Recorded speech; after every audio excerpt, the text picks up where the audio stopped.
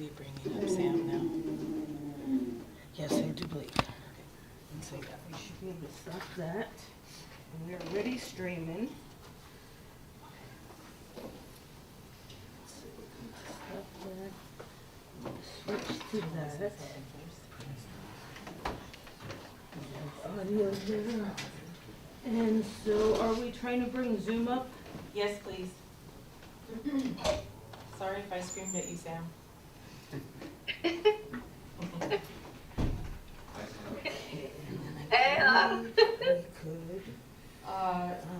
While we're waiting for Gloria to bring this up, I just wanted to say that Ozzie wanted to be with us, but like I said, he was doing the event downtown, and they just finished, and so Lyle's gonna say a few words that Ozzie asked him to share. Well, Ozzie Sheakley, he's a Shangu Katie, and he grew up in Hoonah. So a lot of the gentlemen who were in this film were his relatives, and some of them who are not here today. Ozzie, he's shared his apologies to everybody for not being able to make it today, but he is going through some health that prevents him from being here today. So he had enough energy to be able to be downtown, but that event kind of took a lot out of him. So he's going to go home and rest. But he sends his love to Sam and to Colleen for the work that they're doing to make sure that this part of their history is still being shared, and that knowing his relatives, their stories are not going to be just ending where they ended. So he says also, thank you for taking the time to be here today to witness and hear the words that his relatives had to share and their experiences, because their time served will never be forgotten. Sheesh.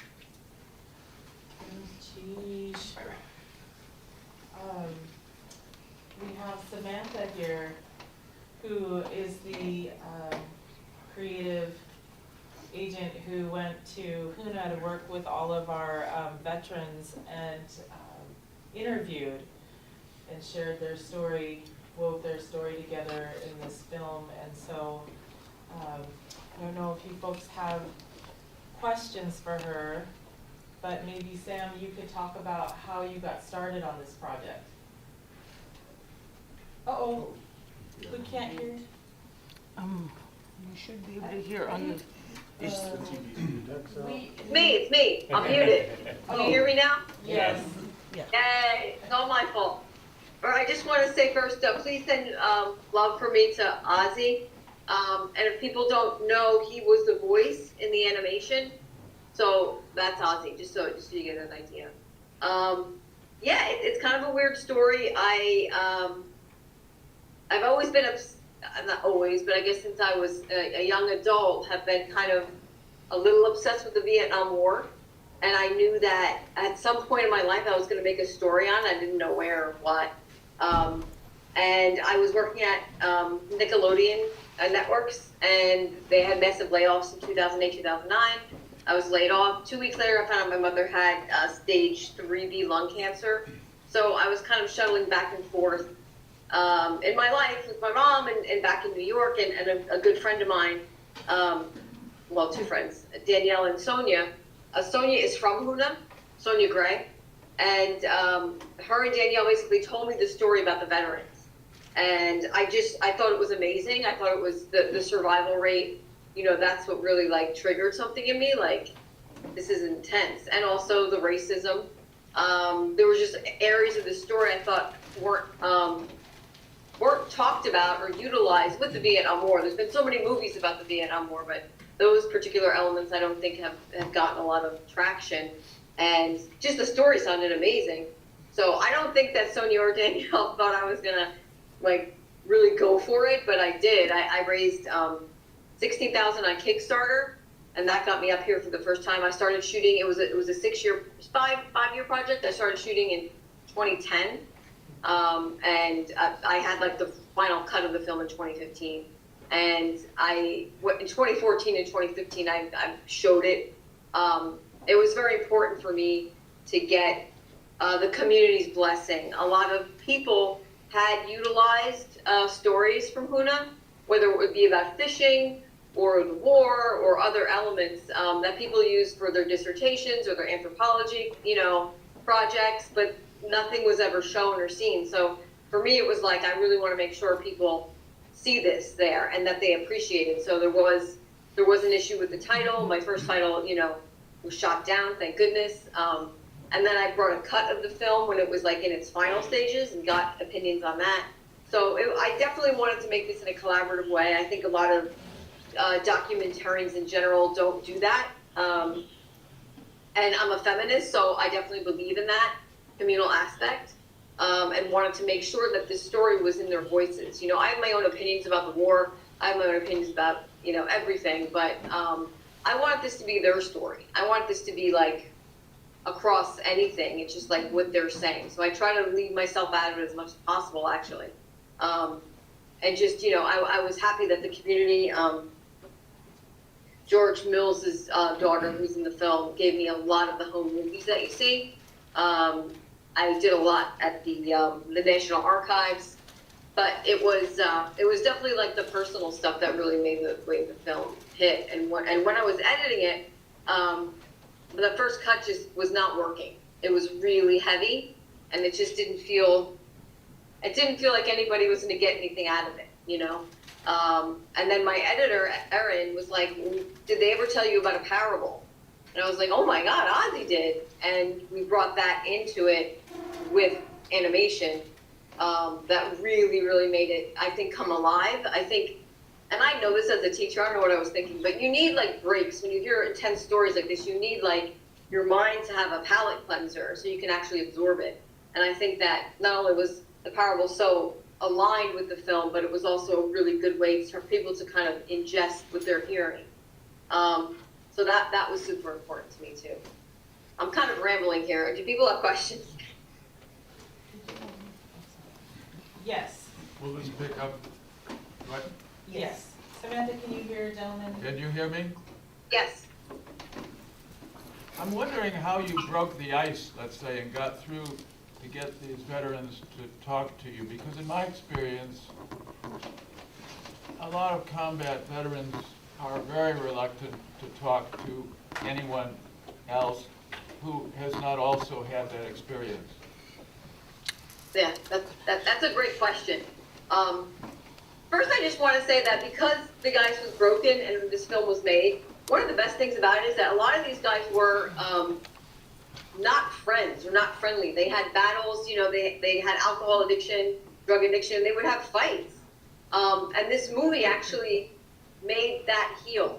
Like, people that were enemies got together after they saw this and talked about it. So that's a win for me. It's like everything else is kind of like gravy, but that's important. Your question is a good one. I would say as a filmmaker, my most strongest point is people tell me stuff. I don't know what it is. I don't know what it is about me, but I will say that I'm very honest. I'm a straight shooter. I don't like to make things fancy, or I'm a working class person. And I don't know. I don't know if it was because I was maybe a woman. I don't really have the answer to you, but I do know that it was rather quick. I would say that the majority of stories I got that were really heavy and that were very, very intimate, I got on the first time I went out in 2010. So it wasn't long in the interview. And the way I interview is I don't, a lot of times, kind of the difference between TV and film is that or even film will do it, but television definitely does it, is that you give people pre-questions so they know what they're getting into. I didn't do that.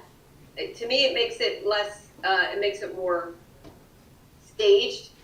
And I wanted the answers to be very visceral from that person. So I didn't really give them any questions. In fact, half of the people, we would drive up, Ozzie would like take me somewhere and we would knock on a door and be like, hey, this person is doing a documentary, do you want to be involved with it? And then I would have a conversation with them, and if they said yes, then I would go back the next day or the next couple of days. I was there for about 3 or 4 weeks the first time. So yeah, it wasn't a lot of time. It wasn't like I gave them questions beforehand, or I interviewed them, or I pre-interviewed them, or they met me. It wasn't like that. It was like basically Sonia or Ozzie or another veteran from the community would take me around and be like, hey, this person's doing a piece. Do you want to be part of it? So it was like that. I think that I think George says it in the George Lindahl says it in the piece, though. I think for a lot of these men, this was bottled up, and it was just sitting there because they weren't telling their wives or their children or their nephews or nieces or anyone, or their friends even, the story. So I think almost like having someone that was not part of the community, but that they could trust, it felt like it was a good pairing.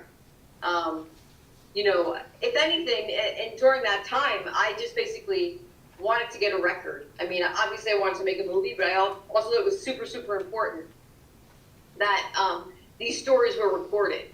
I'm a big fan of the people's history of the United States, and I just feel like people who are poor, working class, minority, whatever you want to call it, they don't get their stories told. And that is where the history is. It's not who wins the battle and who was president. It's like what was going on in that time. So that was vital. And I'm very happy that the men in this story and a few women were, allowed me to do that. Because it is weird, right? I'm a white lesbian at that time from New York City. Like what the hell did, but whatever I said, they knew I was truthful. Like I definitely told them, I'm gonna get this done. Like I'm gonna make this film. And I came back almost every year. I think I skipped a year. I think 2013 I might have skipped. Between 2010 and 2015, I was there almost every summer, documenting. But the majority of the film was shot in that first year. And we're still friends. We're still friends on Facebook. I still get updates from a lot of them. Did I answer your question? Yeah, sure. Thanks. Thank you. Yeah, so I also think that it was remarkable and really amazing how what I could see in there with the veterans was so vulnerable and relaxed, in front of the camera. That's very important. One thing Samantha brought up, and I think that was also brought up in the documentary, was that the fact that meeting and talking together was very healing to them. So I wonder, we have a lot of veterans in our audience. I wonder if it was also your experience after the war. Yeah, John. Yeah, I could speak to that. I'm a Vietnam veteran, combat veteran, and this thing about needing to talk about it is really critical. And I forget which one of the people in the film spoke to starting to recognize that it was the politicians that got them into it, and that they were just pawns in the game. And that realization, I've found over many, many years of talking with veterans, is really critical. That they the burden lifts off them as an individual who was just a kid thrown into this terrible atrocity that the Vietnam War was, and if they can start to recognize it wasn't their fault, it was a system and a imperial system that the U.S. has all over the world. It does this over and over. It's doing it again as we speak. It's trying to meddle in the Ukraine. It's like everywhere. It does ugly things, and it uses us to do that. And I heard that in these veterans talking. They were starting to get that, and as they realize that, I think that is the burden lifts. It allows them to move. In my experience, it's the key thing that allows them to move past PTSD, the feel of guilt, you know, they recognize they're just, you know, one little pawn in a big game of, you know, much more powerful people that unfortunately rule this world right now. I totally agree. I feel also that sometimes we treat veterans with like kid gloves when it comes to the whys. I think if you look at from a filmmaker's standpoint, all the movies made about the Vietnam War, they always talk about what's going on in that particular battle between those friends, and that is, when you're in battle, that's all you really care about is the people around you. But no one ever talks about the backstory. No one ever talks about why we're there. And I think that it's so vital that we don't repeat things. And that was a war we could talk about. I mean, so, you know, I mean, the fact that we were bankrolling France, you know, right after World War II when we became the superpower. And for what? Why? You know? I mean, there's so many elements of the story, but there's a lot of squashing of those kind of conversations. It's almost like, oh, well, you served and you did this battle, you know, you went through it, so we have to pretend that it was for a good cause. And sometimes it is and sometimes it isn't. And the Vietnam War, I don't think, was, unfortunately. And it's frustrating on so many levels. You know, what it did to our soldiers, the 4 million Vietnamese that died, the bombing of Cambodia and bringing in Pol Pot that also killed people, bombing Laos every 8 minutes for 9 years, 24 hours. We don't even know about Laos, most Americans. Yeah, it's one of those things that should be taught and should be taught readily in schools, because we cannot repeat that kind of imperial aggression. It just, for a guy who, like, you know, I mean, Ho Chi Minh loved America.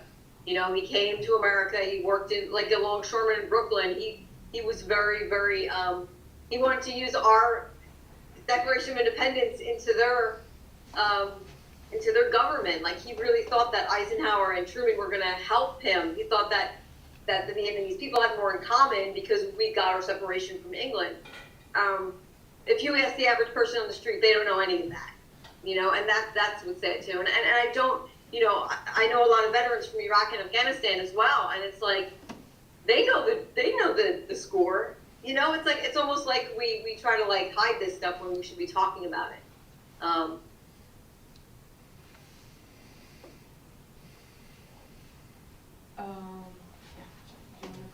Sure. Can we call on you? Yes, hi, my name is Susan Shaw. I also was in the United States Navy during the American conflict in Vietnam and took care of the young guys who came back. I was just going to add to the discussion about why people talk about it. The beginnings of Vietnam veterans against the war, some of you, although not everybody here, may remember that one of the ways it started was with the guys getting together and talking about their combat experiences. And it became known years later as post-traumatic stress disorder.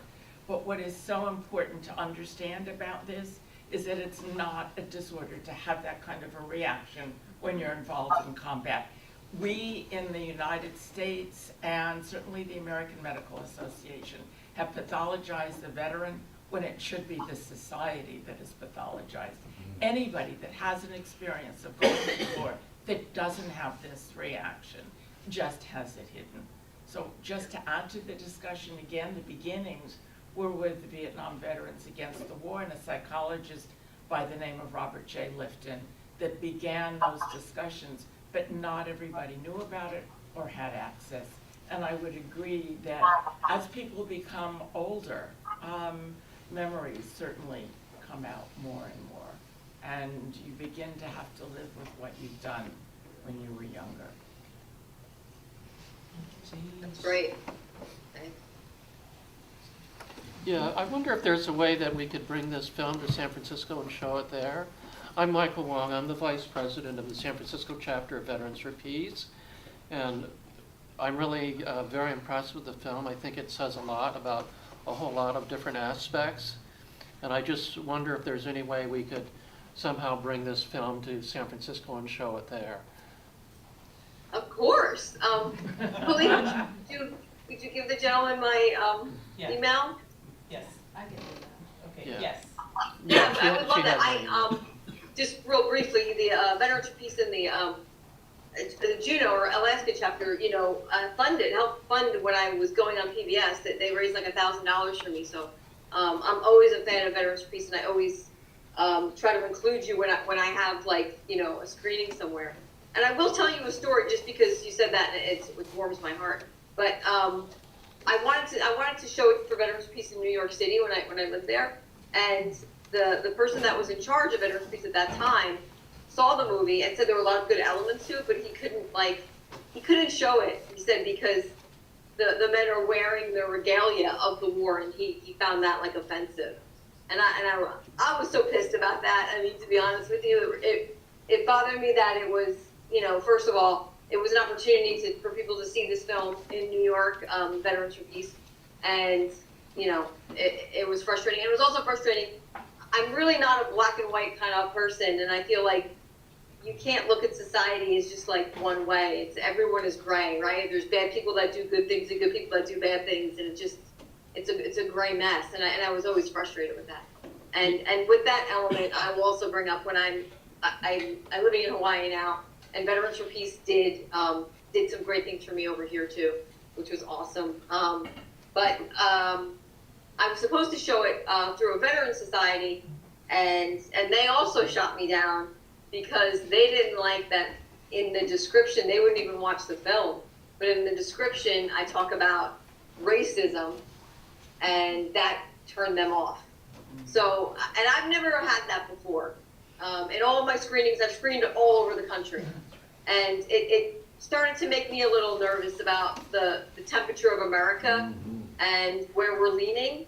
As you know, all of you know, books are being banned in libraries. Books are being taken out if they, say anything about gender, sexuality, but also history. And if you're showing America in a bad light or a light that isn't, perfect, which to me is also insane because if on a human level, people do messed up things, right? But then you talk about it and you try to work together to change it.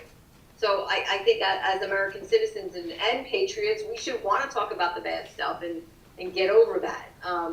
So anyway, it's just funny because seeing this movie from 2015 to now, I've never had a veterans group, completely deny me, besides Veterans for Peace that time, but for being like anti-racist or whatever, it kind of freaks me out. So I would love to show it in San Francisco. Okay, great. Yeah, I don't expect that would be those things would be a problem for us, but if they are, I will deal with them. I'll give them my card. I'm sorry, I really have to respond to that. Times change. As I said, my name is Susan Schnall. I happen to be now president of New York City Veterans for Peace. I apologize for the response you got originally. I'm also president of the national organization, and I would like to invite you to our next convention so we can show the film. Thank you. We can talk. I'd love to talk. She's our national president. All right, thank you so much. This is so exciting. Yeah. Because it's an evergreen film, right? It just has to be seen as much as possible, I think, by so many people. Samantha, I have another question for you, or anybody else who would care to respond. I assume when people make films, there's a lot that doesn't get included in the film, and conversations and what have you. And I've lived in Juneau for quite a long time now, and obviously I'm not a native person, but what I have picked up on is that with Alaska Native people, there's a strong identity with being a warrior and that whole tradition and history. And I'm wondering if you picked up anything or have any reflections on whether, Vietnam was a disillusionment for those who participated and for the country as a whole. But for this group of veterans, I'm wondering whether there are some identity issues or conflicts with that warrior tradition and what they experienced and how they were affected by the war. That's a great question. I'm trying to think about how to answer that because, yeah, there is a warrior tradition. But, if you look at statistically, the vast majority of veterans that I interviewed were drafted. So and the vast majority I spoke to didn't really know what was going on there, I think Marlene said it, best is like, I don't know if it's just to be equals to other Americans because you're discriminated against. But they weren't going to run away from it, that's for sure. But I don't think that, I don't know if the warrior spirit obviously is there, but I don't know if it was like geared towards that. I think it was a duty that they had to do and they knew they had to do and they did it. And obviously my film talks about how life is valued, right? In Tlingit culture and how, you bless something you kill and you understand and you don't waste. So that was messed up. I think that's one of the main reasons that coming back, it was so hard to adjust. But I should let Lyle and Colleen speak to that too. I mean, in terms of warrior. But I don't think it translated too much besides having that spirit and being very, very good hunters, fishermen, and soldiers, right? And warriors.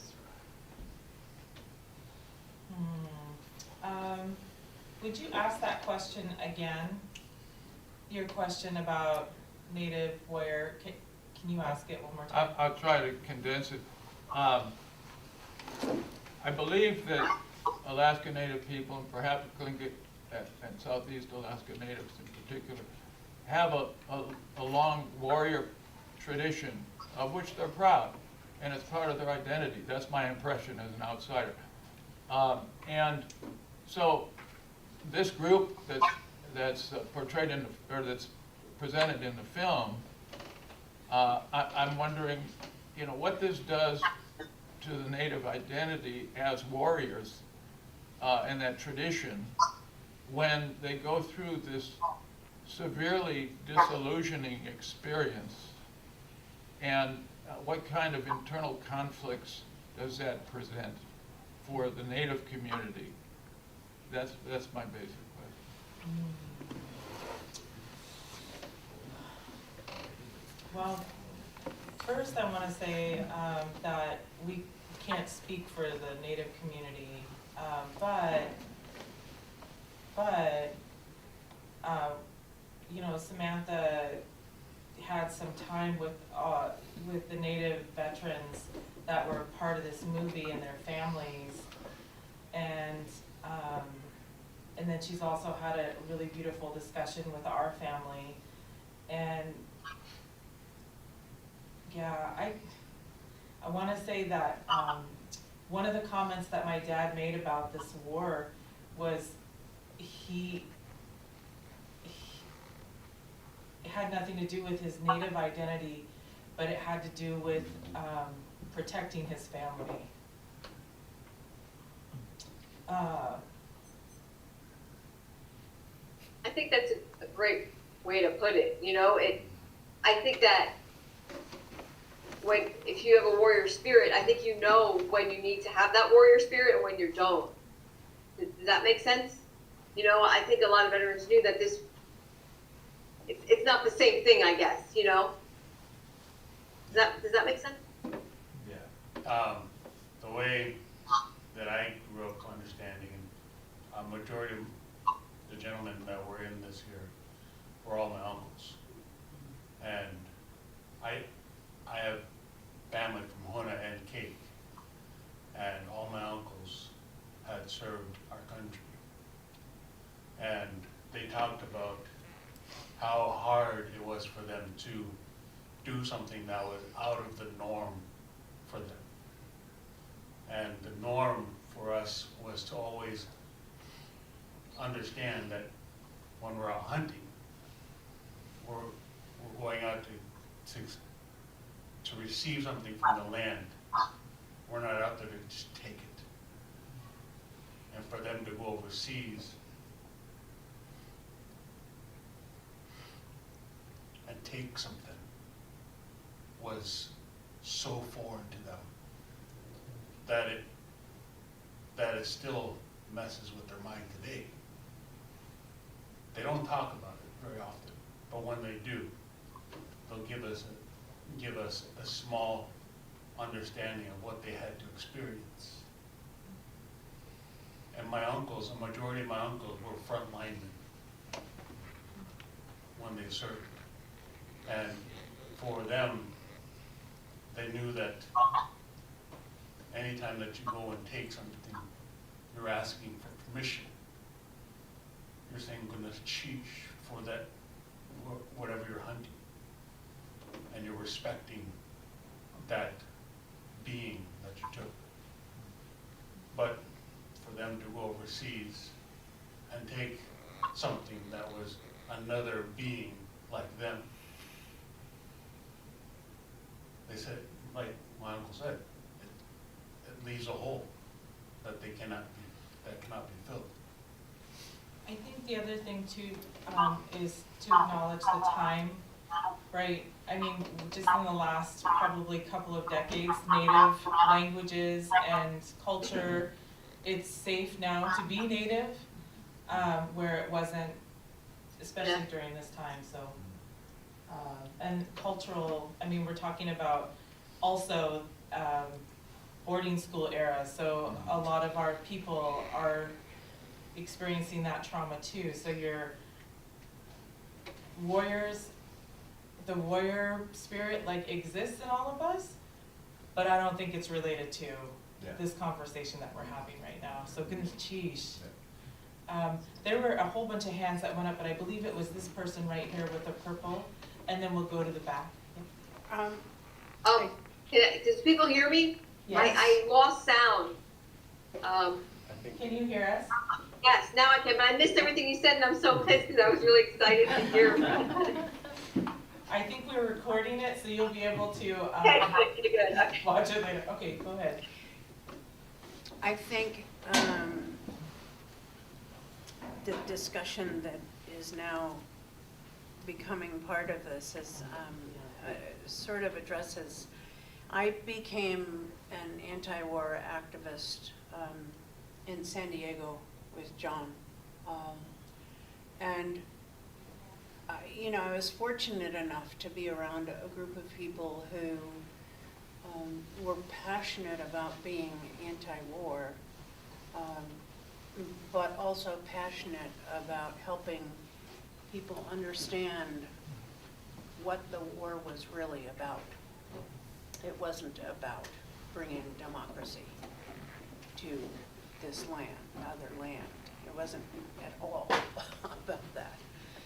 And in the course of the work that I did and others, we got to hear and experience what it was like for a lot of the black men that got drafted into this war.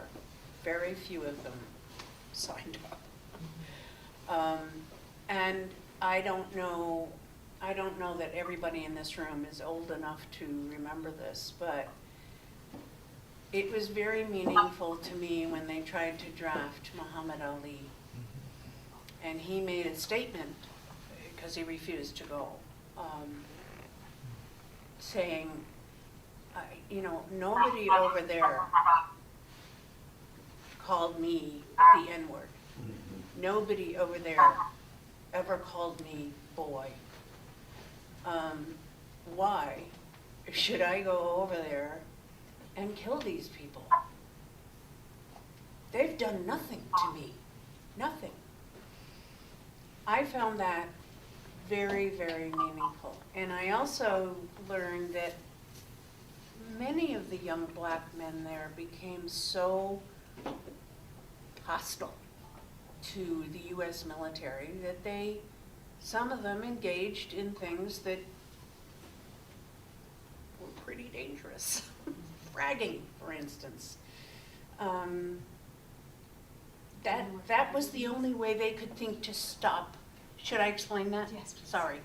Okay, fragging basically took the form of getting hold of some kinds of explosives and placing them in the officers' quarters.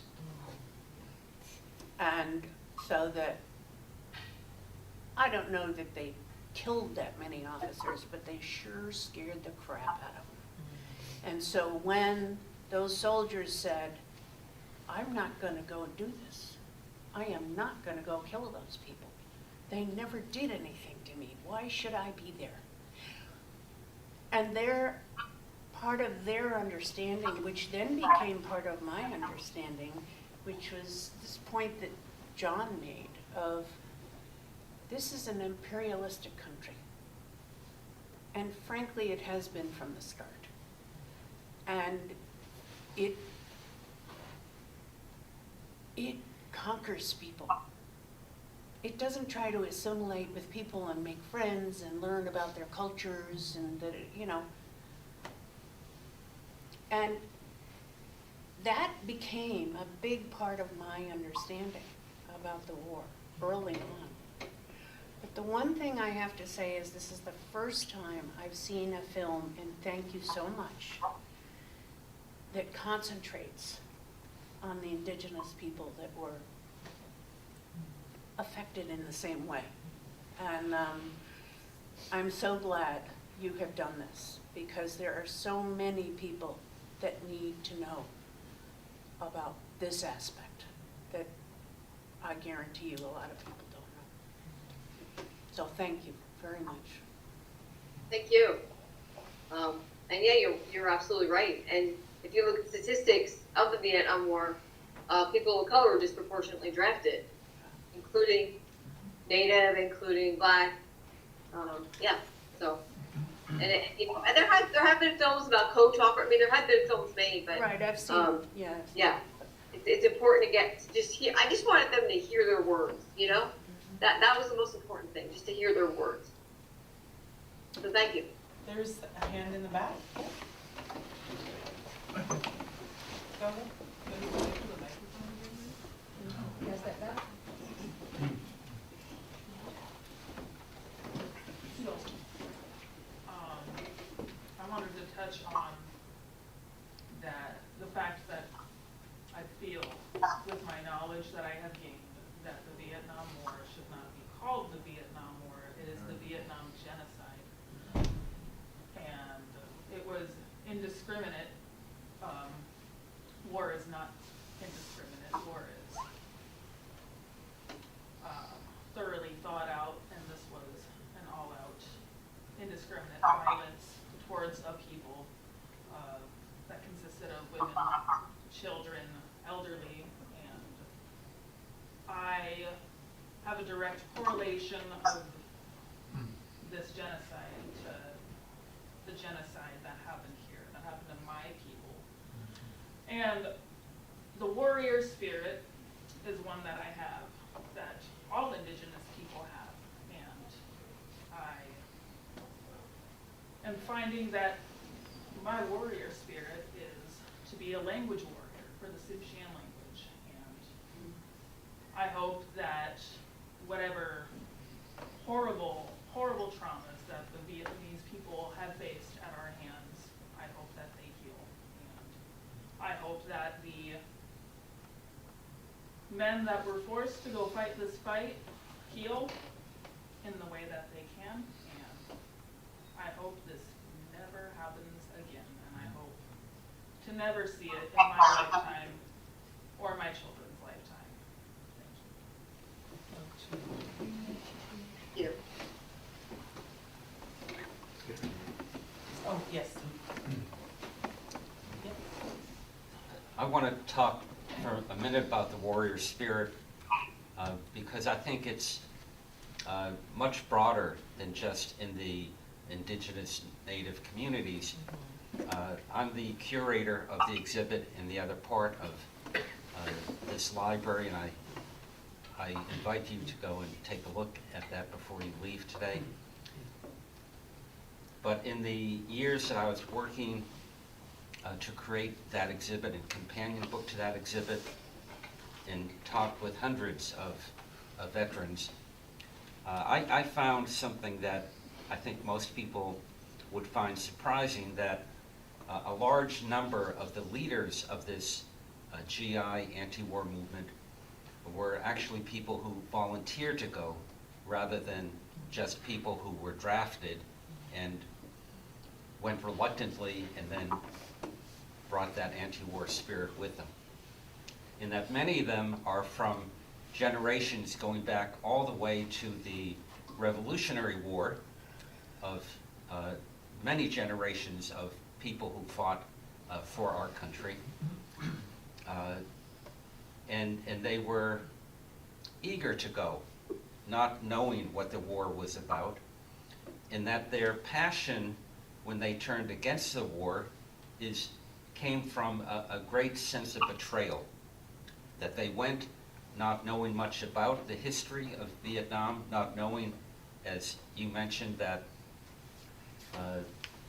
Vietnam had been oppressed by the Chinese, and then 100 years with the French, and then the Japanese, and then when the World War II was over, the U.S. funded the French effort again to recolonize. They weren't aware of any of that, and so when they went to Vietnam willingly and saw what we were doing there, they came away with a great sense of betrayal. And that is the passion that led them to become leaders of the anti-war movement within the military, and then the broader anti-war movement when they came back. So I just want to throw that out there, that when we talk about what's unfair, both to the Vietnamese people and to the folks we sent over, it's not just the folks we drafted, it's the folks who we led to believe that this was a way to show their patriotism, and that in fact their patriotism really shone through when they rejected the war, and they put themselves in jeopardy. Some of them went to jail, some of them went to jail in Vietnam for refusing to continue to fight. And with or without going to jail, they become, warriors for peace. Yeah, I think if some of you here watch Sir No Sir, you'll get more of that story too. It's a great movie. And we're But yeah, we're showing it here. We're showing it We're here. showing it in December. I know. No, I know. That's why I know you're going to show it in a few days, right, or soon. So yeah, that's a good movie to see. But to come back to your patriotism, I think that's brought up in our film too. And it's so skewed, the way you show patriotism, or I mean, look how Edward Snowden is treated, or Colin Kaepernick, or people who are following, what is an American situation, and they're demonized for it. But if you blindly go into war, then you're great. So it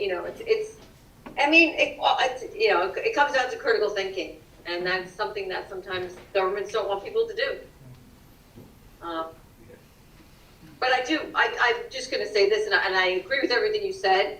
But I think there is a difference of a warrior spirit in the indigenous world and a warrior spirit outside of that world. But that's a longer story. But yeah, I mean, almost everybody was duped in some way or another with the Vietnam War. Richard, did you have a comment? Oh, my name is Albert Reinhardt. Albert, and, sorry. Yeah. Sorry. What's that? I said I'm sorry. Oh, the phone? Yeah, that's all right. Well, I honestly, I didn't go to Vietnam. I was not in the military. I am Alaska Native though, and my first question is, how many of those men are still with us today? Are there quite a few of them, or do you know? Yes. Yeah. I believe 3, 4 now have passed, but I interviewed about 7 to 8 men. Oh. But it's probably like half and half at this point, since 2010. Yeah, no, yeah, they look young, they look younger. And, yeah, I grew up during that era in Wrangell, Alaska. And, you know, I didn't want to go there. I knew it was, there was just something about it that wasn't right for me. And, you know, the thing about the genocide and all that, I'll tell a real brief story, and it has nothing to do with war or genocide other than the fact that it's the way America thinks of people different than them. It's like, quite a few years ago, I was driving with my family, and my wife is a Pueblo Indian, and we were driving through part of New Mexico and Arizona, and you look out across the land, and you just see nothing but like cliffs and vast distances, and it just dawned on me that back, you know, when colonization was happening, that the people who came over here couldn't stand the fact that there were American Indians out there living a life totally different than theirs. And they wanted to just go kill them. And they did. Yeah, that's genocide. And there's a guy who's still in prison. Peltier? Leonard Leonard Peltier. Peltier. Yeah. Yeah. Yeah. This country won't even forgive him because he did something that was probably right. But no president will pardon him, but look who else they pardoned. I can't name them, but I do know there are a lot of way worse people than him. So. Can you explain that, because we have some members in the audience who may not know the person who's still being.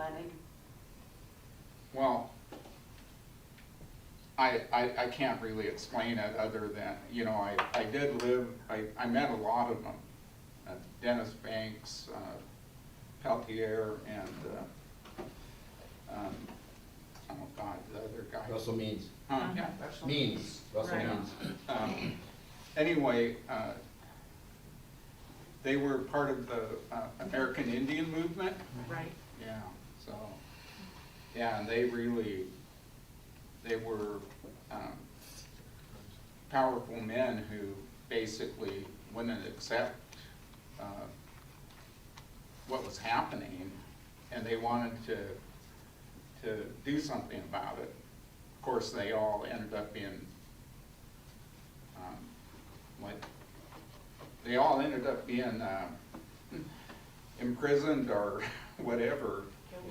And so anyway, but the whole idea was just, during that time I was still young, I was younger than them, so I didn't quite understand what they were all about, so. But yeah, the whole thing was tragic. And it still is, really, so. I'm rambling now, so I don't want to take any more time. It was the takeover But I'm of glad you Wounded brought Knee. that up, what you had to bring up. I mean, I can't really do justice either, but basically, the Pine Ridge Reservation, there was a shootout, 2 FBI agents were killed, and they blamed Peltier. I don't really know if he did it. I don't know if people know if he actually was the shooter, but he was active in the movement. I mean, you can go back, and we don't have to go into detail about this, but Fred Hampton was a Black Panther who was assassinated by the police and the FBI. So, you know, this country definitely likes to squash any kind of movement that is against it. So, you know, I'm glad you brought that up. I just want to bring up that other fact about colonization. You know, excuse me for anyone who's Christian, but, you know, Christianity and colonization go hand in hand, and I do believe that, honestly, it's that thanking, it's that looking at animals and not seeing that we're so, I feel like Judeo-Christian values have created what's going on with the climate problem, and of course with colonization and everything else, but the fact that, you know, you could just take and take and take, and it doesn't matter because we have dominion over everything as humans. And I think that's why we're failing. That's why we're going to be ending sooner than expected, because we're not in balance with the world. And I think if you look at indigenous cultures, they are in balance with the world. And it's something that we need to get back to in some way. That's a ramble too, but I think it all kind of ties in together. Oh, actually, she said what I was going to say, which was just to explain. Leonard Pelletier was part of the Indian resistance American movement. Indian movement. And two FBI agents, for people who don't know, basically trespassed on Indian land. And there was a confrontation which ended in a shootout which killed the two FBI agents. There was never any proof that Leonard Pelletier was one of the shooters, but they managed to convict him, and he's still in prison, and his health condition, as I understand, is deteriorating. Any more, oh, yes, in the back. So I thought the parable was really powerful. I really liked the juxtaposition of the dysfunction of the war presented, mixed with a little nugget of wisdom from a small, humble part of the world that contained the solution to the problem. I just thought it was really beautiful.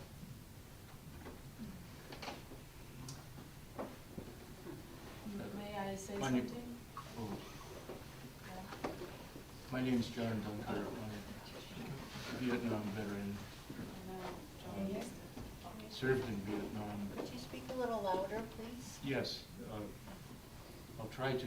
Okay. My name's John Dunker. I'm a Vietnam combat veteran from, I was there in the latter part of '65, early part of '66. I'd just like to comment on the warrior spirit in a way. It seems to me that sometimes when we veterans are trying to be peacemakers, we get pushback. I'm sure everybody here has. You probably got some in the making of this film. We get pushback, and a lot of times it takes the form of, that was then, this is now. That was the old drafty army. This is the new all-volunteer army. The army of better unit cohesion and all that. And sometimes then it drifts into tactical talk, you know. But, so I was struck by the fact that while I was watching the film, the dates of enlistment or being drafted were different.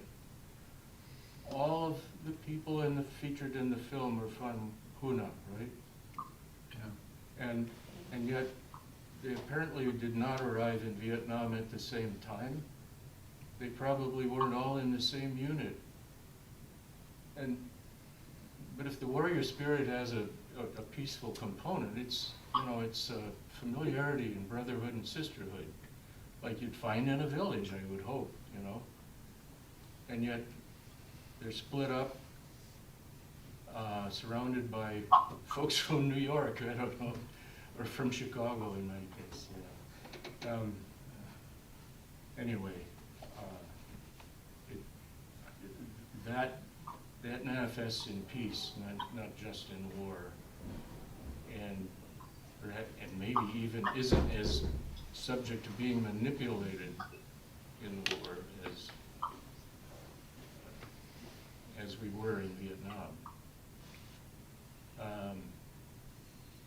again on the matter of pushback. The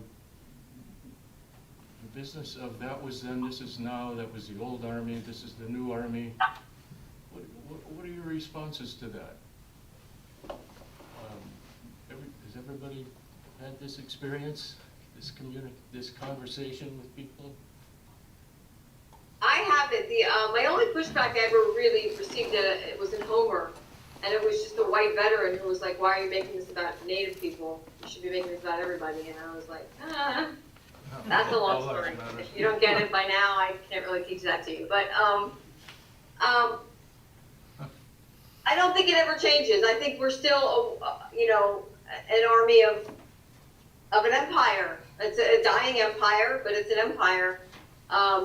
And I think that probably color lines have changed and different demographics are in the military now. But it's always the same thing. It's people who may not have a ton of money, and it's a good way to go to college, good way to get education, good way to get skills in peacetime, right? So I mean, I don't buy that. I don't think it's a different time. I'm sorry. I mean, the only thing we're better at now is having weapons that can do a lot of damage that doesn't maybe affect our soldiers as much. So there's a lot of drones, a lot of ways to kill people on the other side that you don't have to have that much combat, but it's still there. I don't know.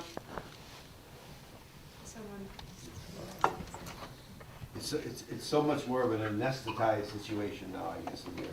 I remember growing up watching Walter Cronkite, watching in the evening news, watching what was going on and being quite affected by it.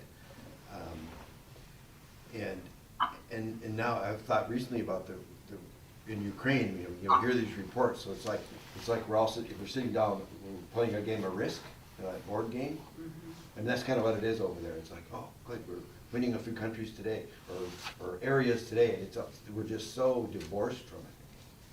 I mean, it started with the Bushes, both senior and W. I mean, they were both very heavily not wanting to do the Iraq War, Afghanistan War. There was embedded journalists. There was, you weren't seeing it like you were in Vietnam. I don't think we'll ever see that again.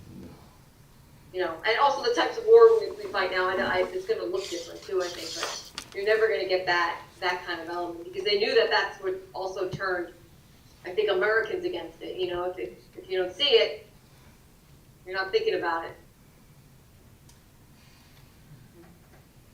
I was going to make a comment about that. I think one of the best elements of this documentary is a theme from the beginning to the end, that is the dehumanization of the soldiers. And I think soldiers came into different wars at different times with different backgrounds, but one thing that war did to all of them was the dehumanization of themselves and of the enemy.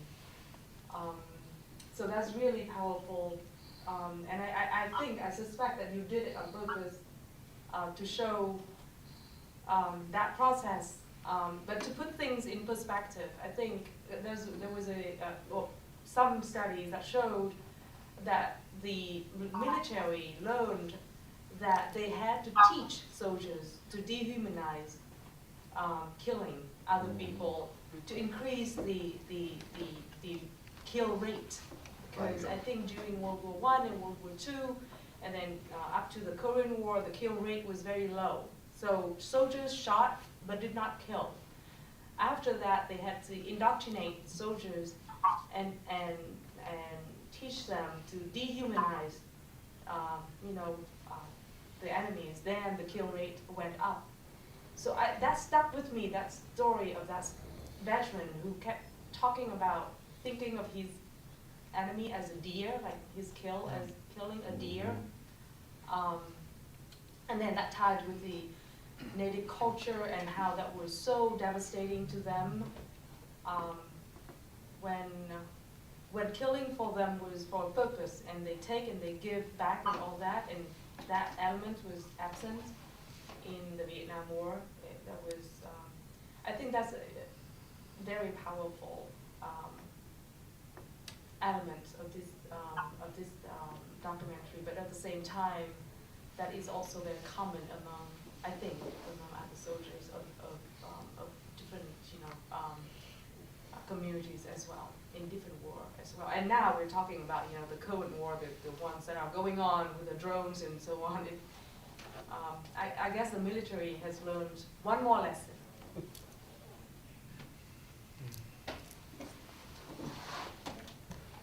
Yeah, that's really important about this. What's changed since the time of the Vietnam War? So it's coming out in several different ways. They've learned how to handle the press differently. They keep them a long distance away. They embed them with friendly troops that indoctrinate them and don't let them see the ugly stuff that a lot of the press was able to see in Vietnam. This thing about instinctive shooting is what it's called, is a very important new military training technique that they've learned because of exactly what you said. Those studies, they discovered lots of combat soldiers were not shooting to kill, that they didn't want to kill people, that they would shoot in the air or shoot, pretend like they were killing and not do it. And they've started to train, the whole training from basic boot camp all the way through is to learn to shoot instinctively, that they have to learn how to line their sights up and pull the trigger before they can think, is basically the point. That they teach them how to short circuit their own brains so they're not thinking about what they're doing. It's a whole psychological process that they're training soldiers to use. So they have these super killers sent into situations that nobody could see anything about because there's no press allowed. In other words, they've sanitized the whole, plus, yeah, somebody talked about drones and, a lot of it's at a distance and, I was a pilot, so that were the first elements of that long distance killing that they've now turned into, mass slaughter on a much grander scale. And, this stuff has just got to stop. It's got just endless war for profit is just, it's got to stop. We've got, this planet is in enough trouble without having wars going on top of destroying the climate through normal production of this economic systems and so on that are, just destroying things hand over fist. We're at the precipice, as a planet, as a human race, where this stuff has got to end. I couldn't agree more. I just have to say that I think I only have 5 more minutes. I'm so sorry.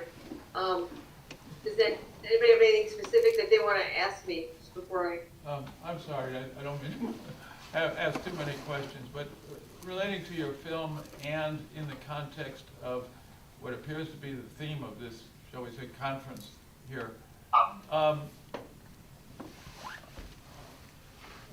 One of the themes, or maybe the theme, is opposition to the war among people in the military and veterans from Vietnam. And the people who were subjects of your film, I don't pick that up from them. They were individually wounded psychologically and emotionally and otherwise by the war, but they weren't protesting the war or refusing to go, or at least that's the impression I get. And I'm glad we're showing this film as part of this whole set of activities. But and maybe it's because of the time they were in, maybe it's because of the community they came from, I don't know. My wife has 2 brothers who were both served in combat in Vietnam, and the first one went in late '67, was a crew chief on a helicopter, and saw a lot of combat, and he was gung-ho. He turned 21 in Vietnam. The other brother was 2 years younger, went in a year after the first one they both got drafted. And by the time he got there, opinion was turning against the war.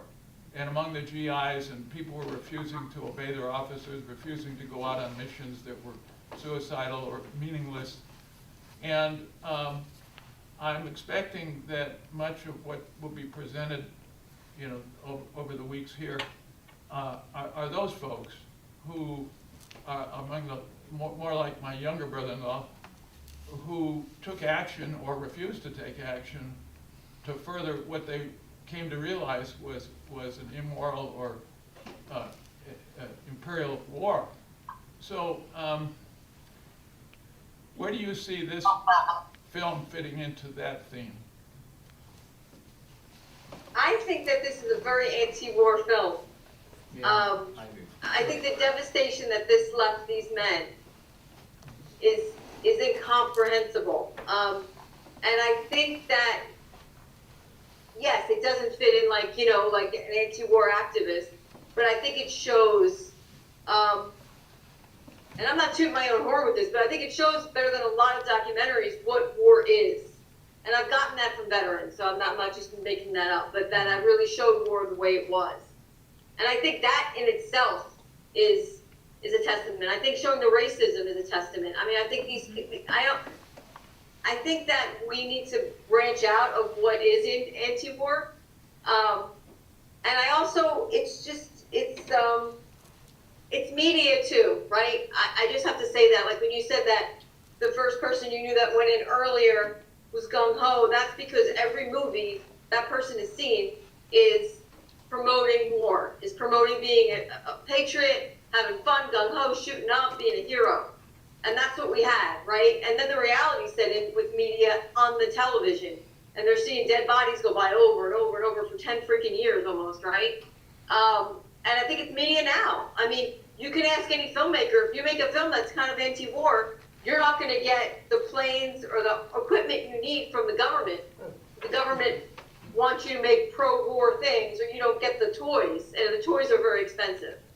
So we live in a culture, and then, you know, no one here has brought up Roger Ailes about the Vietnam War too. I mean, right after the Vietnam War, Roger Ailes went to Nixon and said, I want a station that is devoted to saying what we want to say, not being like unbiased, right? And there's Fox News.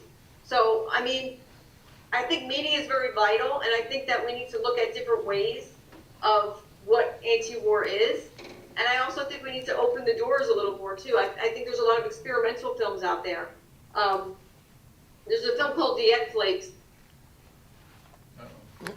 Froze. Oh, no. Oh, are you gone?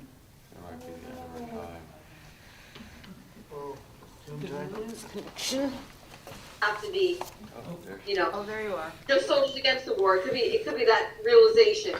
Because I don't know how many veterans of Iraq and Afghanistan I've met that went in gung-ho and are now anti-war. So I just think it's important to kind of see the war for what it is. Can And you repeat that name no. of the movie? You were frozen when you was telling us the name sure, of it. it's called. Her name is Carol Schneemann, and the film is called Diet Flakes. It's an experimental film. And it's a powerful film. Did she say Viet Could you Lake? spell that? Can you spell that? Viet Lake? Sure. Can you see it in the chat if I put it in the chat? I think she said Viet Flakes, like F-L-A. Yeah, like cornflakes. Okay, Viet, like V-I-E-T, Flake? Yes. Okay. Yes. F-L-A-K-E. Like snowflakes. Yeah. Like someone who's leaving. Okay. Thank you. I just think that, yeah, sorry. There we go.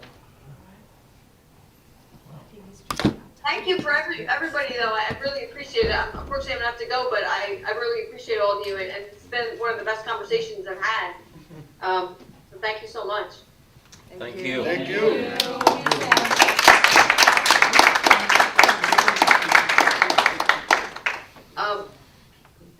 Can you still hear me? Yes. Oh, good. Only thanks. I wanted to send love to you and Lyle, and it was great seeing everybody again. And feel free to give my email out to anybody. It's cool. Thank you. Very good. Thank you, Sam. All right, thank you. Have a great day and evening. Bye. Bye. Did you have any? So I would like to thank everyone again for making this happen and for being here. Know that there's the official opening of the exhibit in the main library space at 6 p.m. The opening and the reception. So please, if you can attend, we would be very happy to have you there. And we can have more conversations, and so on. There will be more people there. I have a question. And this clock is wrong, by the way. It's wrong, yes, it is wrong. I noticed when That you was one of the were, Today's time when we started. Yeah, I'm going to. I noticed when you were speaking that several times you included the word our opposite or my opposite. Can you explain that, please? So Lyle is my opposite, so I'm Tlingit, and I'm a raven starfish, and he's my opposite, he's an eagle wolf. Oh. So